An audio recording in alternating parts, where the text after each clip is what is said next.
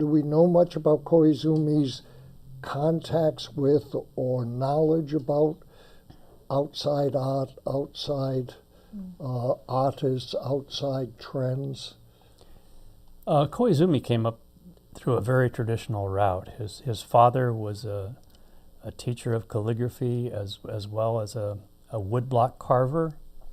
His father made an important manual instructing traditional calligraphy forms.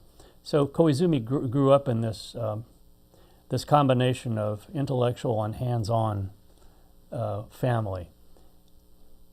The best that I can determine is that his exposure to any kind of a cosmopolitan culture occurred when he started studying art more formally with a group or a school that practiced watercolor painting, but in Western style.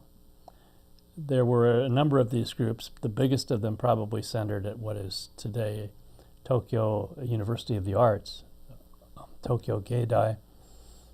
This is where artists who had traveled to Europe and to America returned to teach. He was clearly exposed to those kinds of works. Later in his career, in the 20s and into the 30s, he must have had contact with the wide range of visual culture available in Tokyo, but I'm not aware of his actually being exposed to particular living European artists. Or, you know, any of us who work on Japanese history, if you go into these years, the books, the volume of materials being translated from foreign languages into Japanese is just phenomenal. And we talk about cultures in Japan.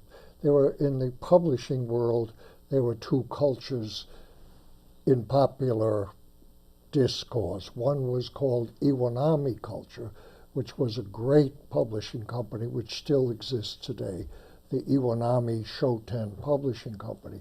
They were translating incredibly huge numbers of basic works, not just in English, but mostly from Europe, from Russia, and so on. The other culture, which we'll also be seeing, was called Kodansha culture.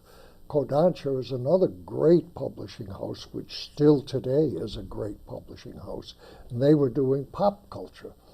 They were doing books for targeted audiences, not the intellectuals so much, but the housewife, the rural resident, children, fantastic children books, and so on.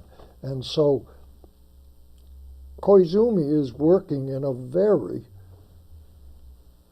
tumultuous milieu of swirling influences of all kinds.